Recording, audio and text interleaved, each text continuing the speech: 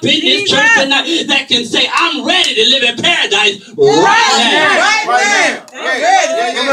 Right now. Y'all sit down. Let me go to the third word. Go ahead, Pastor. It really gets a hold of me. Ain't no stopping what God has put into place.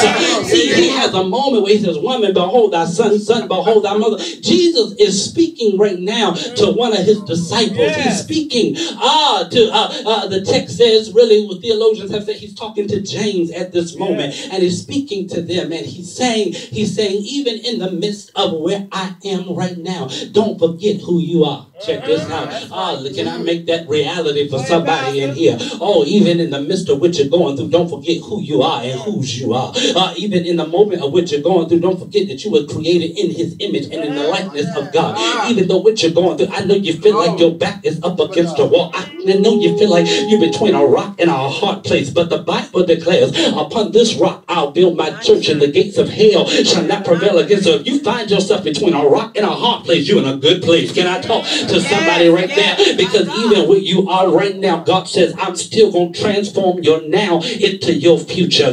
See, here it is. They had a game on Price is Right. I love Price is Right growing up. My grandfather and I used to watch Price is Right. And what I've come to understand is there was a game when Bob Barker was the host. Not this Drew Carey mess, but the Bob Barker. That was the good Price is Right. Can I tell y'all, they had a game called Now or Then. What happened is they would put different things up, and you would have to guess the price. If the price was from then or if the price is now. And if you got 3 in a row, then you understood that you won the game. Now check this out. God says, I want to know, are you willing to pay the price for what you did back then? Or are you willing to pay the price for what you're doing right now? See, the price, that's the problem with some of us up in here tonight. We're too busy trying to pay the price for what we did back then. But God said, I already paid the price for your back then. You got to pay the price for your, oh God, I took that back. Here it is in this place today. We're too busy trying to pay for what happened in the yesterdays that we forget to pay, that we got to answer for the things that we do today. See, what you did in your past, God already forgave you for. He already delivered you from. But what you're doing right now is what you got to answer to. He says, even in your state of confusion, or your state of being lost, or your state of being broke, busted, disgusted, or as Minister Darlene said, can't be trusted,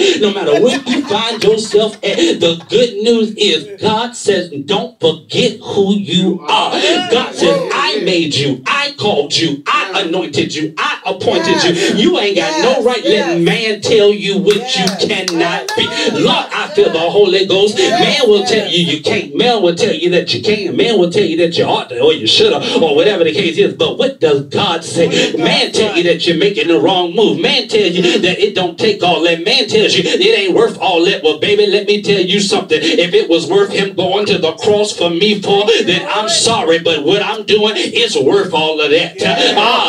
What does, matter of fact, can I bring it to modern day terminology for some of y'all? Some of y'all are only up with the new school gospel. So Anthony Brown in Group Therapy has a song, You Thought I Was Worth Saving, so you came into my life. You thought I was worth keeping.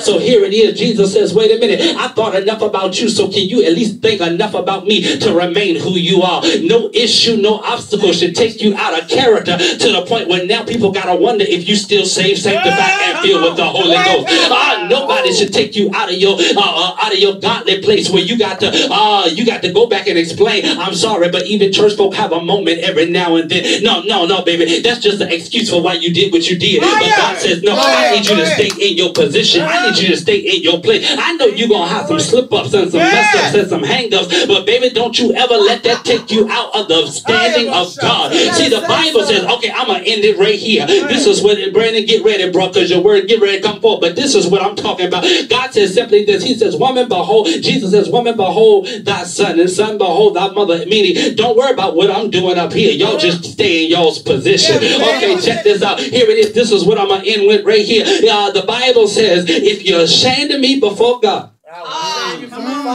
he says, if you're ashamed of me before me, I'll be ashamed of you before my Father. And I want to know tonight, as I get ready to go to my seat, is there anybody in here who says, I won't be ashamed of the God that I serve? I'll talk about him in the valley. I'll talk about him in the mountaintop. I'll talk about him when my back is up against the wall and I feel like everybody's crucified me. going forward and everybody's going upset me. But I'll still tell you that he's the God that picked me up. He's the God that turned me around. He's the God that made a way out of no way. Is there anybody in here that know he's a healer? Know he's a deliverer? Know he's a way maker? Know he's a provider? And say, I won't do anything that'll stop me from testifying. Not testifying, but testifying about how good God has been. So in the word, the Bible says, Jesus, he speaks these words and says, today you shall be with me in paradise. But then he flips it around and says, woman, behold thy son, and son, behold thy mother. But then this is what the Bible says, that Jesus, he has a moment where his humanity and his divinity have a clash. And Brandon's going to tell you about the clash, because he says, my God, my God. Why? Lord, I wish I could work that piece too, because here it is. Check this out. That thing grabbed me for a second. Why? Because Brandon asked me a question before service started. And I said, oh, you're going there too? And he said, yeah. And I said, that's what I like right there. Why? Because every now and then, even we ask God why he's forsaken us. So don't y'all sit here and act like y'all ain't never asked God why.